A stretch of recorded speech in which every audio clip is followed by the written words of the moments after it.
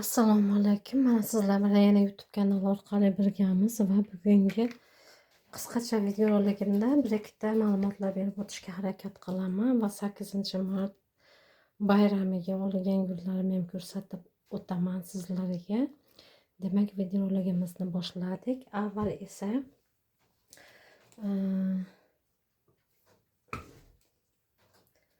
Mox Magnumda воздушный ildiz qanday chiqarib olaman shuni ko'rsatib beraman. Mana bunday qilib, mana воздушный ildizlarga Mox Magnumda o'rab qo'yaman va mana shu qismidan воздушный ildizlar 1 sm, 1 sm dan oshgandan keyin buni kesib olib,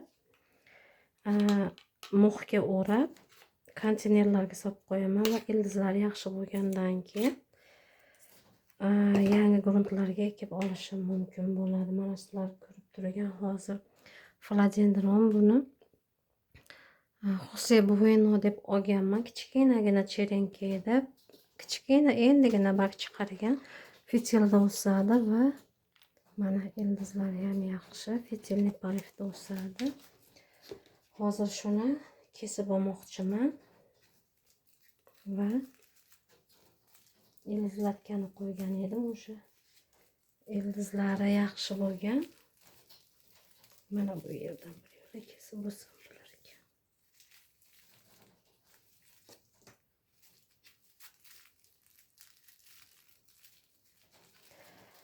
Moxda juda ham gullarimiz oson, воздушный tomir chiqargan gullarimiz juda ham oson ildizlaydi. Mana shunday qilib baylab qo'ysanglar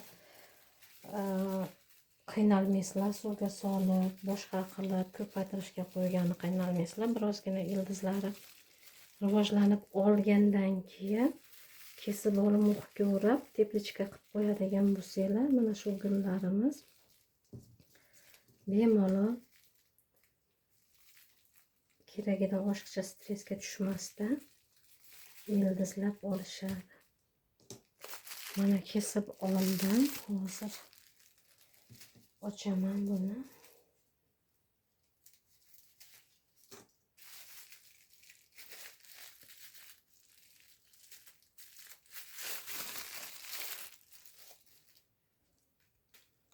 Mana bu yerdan mana ildizlari mana ko'rib turganingizdek ozgina 1 sm dan bo'lib qolgan. Mana shu holatda o'rab nima qilib qo'yaman, turfga solib qo'yaman. Pastki bargini olib tashlaymiz. Moxga solib qo'yaman. Mana hozir qaytadan o'rab chiqamiz.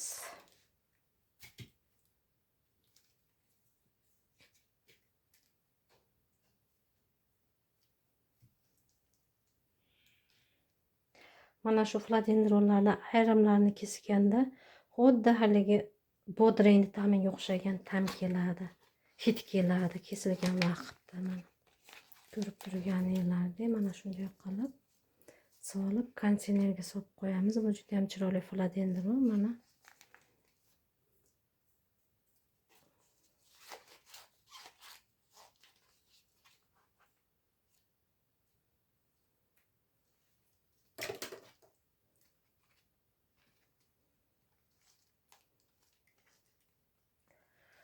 mana chiroyli bo'ldi. Konteynerga solib qo'ygandan keyin bir haftadan keyin ildizlari juda ham chiroyli bo'lib o'sib ketadi. Xuddi mana bu philodendronda ham xuddi ana shuncha kichkinagina ildizchalari bilan qo'ygan edim. Bu Magic maskani variegatnida variegat bez variegat chiqqan nima yashil qismi pochkasi kesib olib mana shunday qildim. Tag qismidan esa alohida yana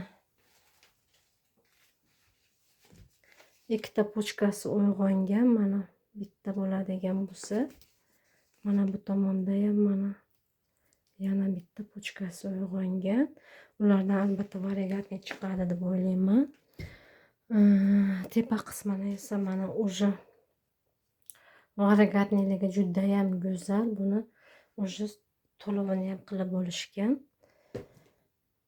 Mana shunday qilib, mana ko'rib turganingizdek 1 sm dan ildiz chiqargandan keyin konteynerga solib qo'yaman va hamma yerida mana shunday qilib ildizlar bir haftaning ichida chiroyli bo'lib rivojlanib ketadi.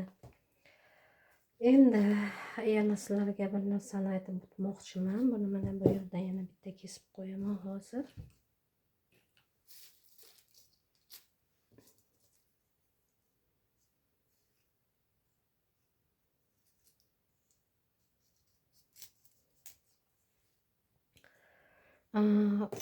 Alokaziya gullarimizni fichilniy palivga qo'yganimizda asosan xona harorati 22 gradusdan pasaymasligi kerak deb doimo aytib kelganman. 22 gradusdan tushmasligi kerak. Sababi agarda hozir sizlarga ikki xil alokaziyani ko'rsataman va bittasi mana shu 24-25 gradusli haroratda o'sgan bo'lsa ildizlarni ko'rsataman va bittasi уже 18-19 ham bo'lgan, 20-22 ham bo'lgan, 22 ga chiqmagan, 20 ga chiqqan, faqatgina pastki harorat уже pastda turardi va ildizlar doimiy holatda fitildan muzdek suv ichgan va ko'p ildizlarni ham tashlab yuborgan. Bu alokaziya mana ko'rib turganinglardek mana bu regal shilsim bo'ladi. Mana o'sha barglarini ham ko'ryapsizlar, juda ham kattalashib ketgan hozir. Mana ildizlari va ko'p ildizlarni ko'ryapsizlar. Уже havo sovuqligi uchun mana ko'p ildizlarni tashlagan. Shuni oqibatida mana bu yerda 3 ta bargini ham tashlab yubordi. Sababi ildiz tashlagandan keyin gullarimizni hamma barglariga oziqa, suv bir xilda tekis yetib bormaydi. Shu sababli pastki barglarini tashlab pastki barglarni ozuqadan kesib gullarimiz tepaga yangi chiqarayotgan barglariga berishga harakat qiladi. Mana ko'p ildizlar mana ko'ryapsizlar. O'sha ishlamaydigan ildiz bo'lib qolgan mana bu yerlarda ham. Chunki bu sovuq haroratda turadi. Mana klubenka ham qilyapti ekan. Mana bu yerda ham klubenka bor. Mana keyingi ildizlar yaxshi rivojlanyapti. Bu regal shilsim yodinglarda bo'lsa, sizlar bilan birgalikda 250 gramm, 300 gramm, 350 grammli stakanchikka birga ekib olgan edik. O'zimni katta regal shilsimni ikkitasini, bittasi mo'xta edi, bittasi mineralniy grunt edi. U juda katta bo'lib ketdi, uni berib yubordim.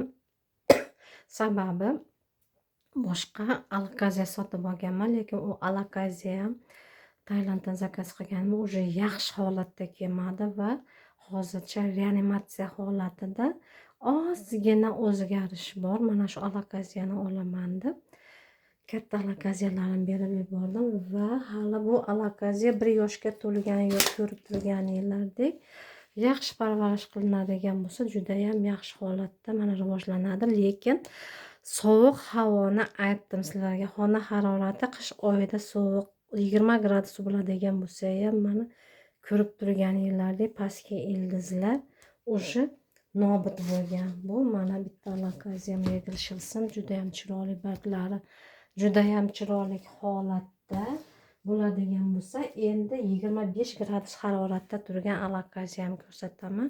Katta alokaziyalarimni уже berib yubordim. Ozgina alokaziyam qolgan, chunki bularga alohida uxutga vaqtim ham bo'lmayapti.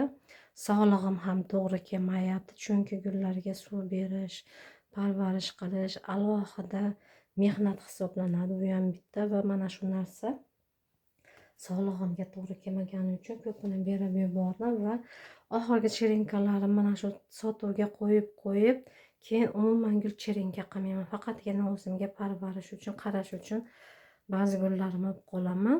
Qolganlari bilan esa xayrlashishimga to'g'ri keladi. Mana bu esa Gargiana aurea. Buni variegatniligi 100% variegat holatda emas, 50 ga 50. Sababi ko'p barglarini yashil chiqadi. Teng yarmi bargi yashil chiqadigan bo'lsa, teng yarmi bargi variegatni, oxirgi chiqadigan bargi variegatni. Mana bu bargi ham mana variegatni va Gargianalar ham juda ham xuddi oson orxideya deyman, alokaziyalar hisoblanadi. Mana Taydan ham bolalari chiqyapti. Bular klubenkadan chiqib turgan bolalar emas. Mana bu stoldan pochka uyg'onadi va mana shu pochkalardan chiqayotgan bolalari hisoblanadi bular. Mana ko'rib turganingizdek 3 ta bolasi bor va mana hamma ildizlari toza holatda.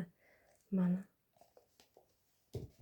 sababi bu alakaziyam o'sha 25 graduslik temperaturada o'sib turgan orxideya ham hisoblanadi. Alakaziya ham hisoblanadi. Mana shunday holatda juda ham chiroyli ravishda mana rivojlanyapti. Mana temperaturani ham gullarimizga, fitilda turadigan gullarimizga ta'siri nihoyatda katta. Hattoki oddiy gullarimizga ham mana shu oshiqcha suv beriladigan bo'lsa, temperatura past bo'ladigan bo'lsa, gullarimizning ildizlarida shunday holatlar kelib chiqadi.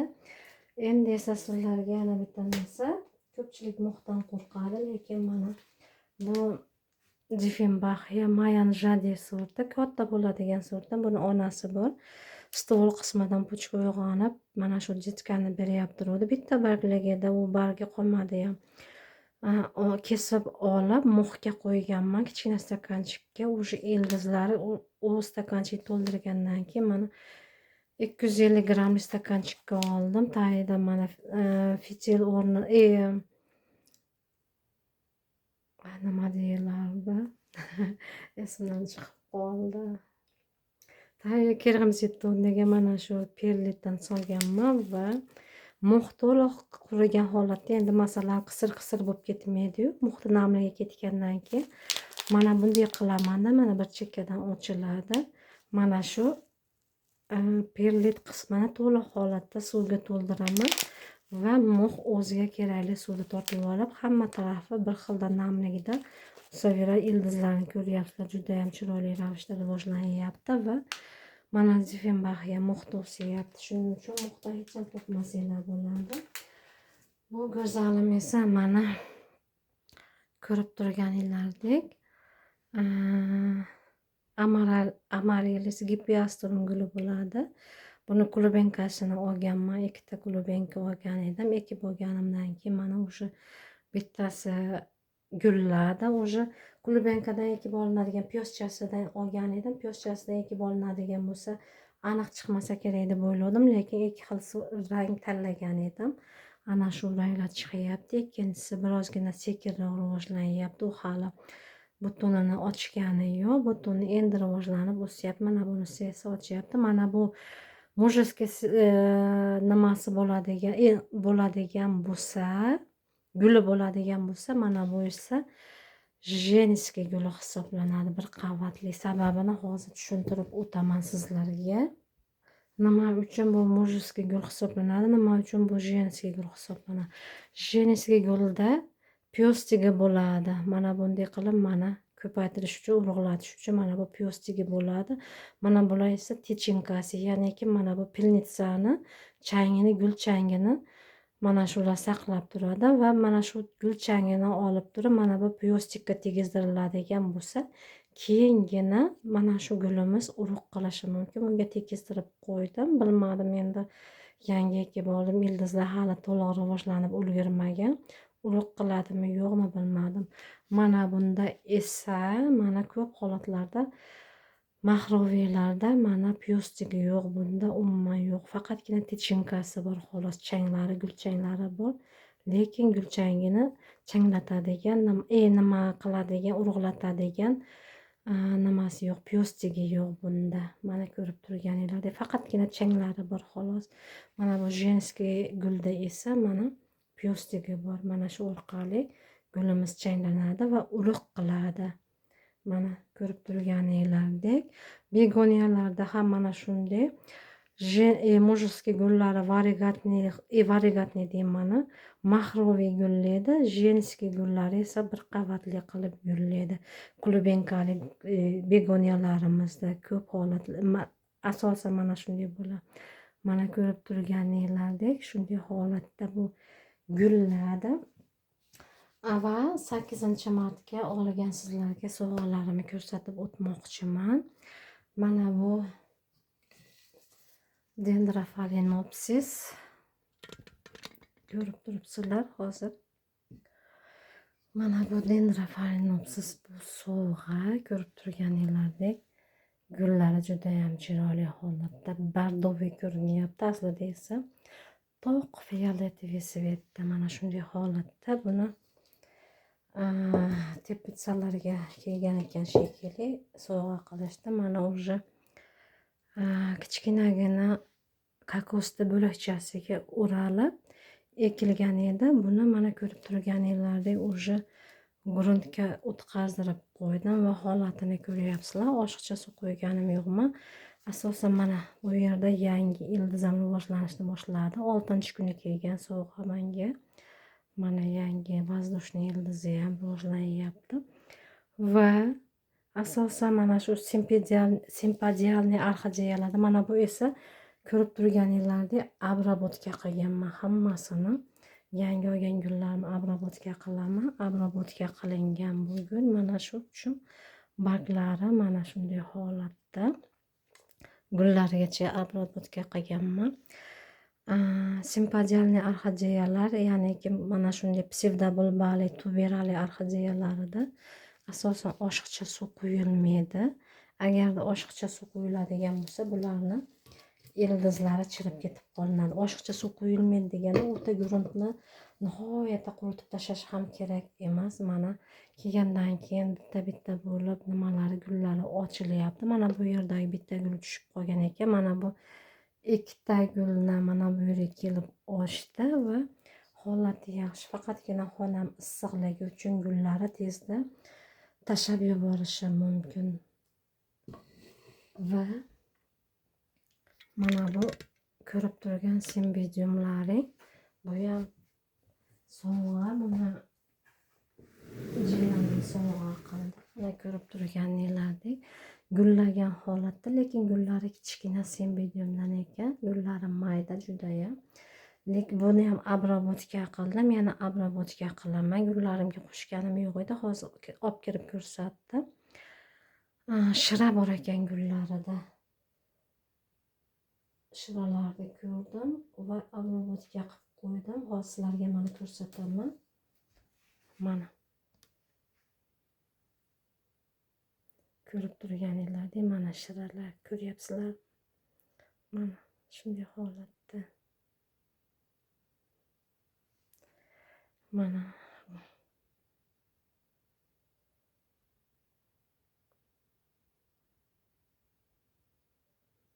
shiralar mana shunday holat обработка qilindi. Yana обработка qilaman. Shuning uchun gul sotib olganingizlarda e'tibor berishlaring kerak bo'ladi. Agar qolgan gullarga ham mana shu narsa o'tib ketishi mumkin bo'ladi. Yana bitta orxideya ham ko'rsataman. Bu katleya orxideya, mini katleya. Holatini ko'rdim, buni holati yomon ekan deb o'ylamanglar, sababi katleyalar o'zi shunday o'sadi. Bu mini katleyada mana ko'rib turganingizdek yangi nima chiqargan. Rost chiqargan. Mana bu rostini ham ko'ryapsizlar. Bunda butoni bo'lib qolar degan umiddaman. Buni mana bu ikkita nimasi bilan, yana yonida bitta tuberasi bor edi. O'sha holatda olganman. Bu 200 grammlik stakanchikda o'sardi. Yaqinda bunga перевалка qildi. Ildizlari, воздушный ildizlari juda ham tashqariga chiqib ketgan edi. Mana shunday qilib ekib oldim. Mana воздушный ildizlarda yana bittasi mana shunday holatda juda ham o'sib ketgan edi. Ularni gruntga kirgizdirib ekib qo'ydim. Katleya orxideya mana shu holatda. Bu Potsloy angela, ya'ni farishta bo'sasi degan sorti. Mana shu holatda. Mana sizlarga yetkazmoqchi bo'lgan ma'lumotlarim bugungi mana shulardan iborat edi. Mana shu videorolikning tagiga sotuvga qo'ygan gullarimni, qo'ygan kanalimni silkasini qoldiraman. Yana YouTube kanal orqali ko'rishguncha xayr, sog' omon bo'linglar.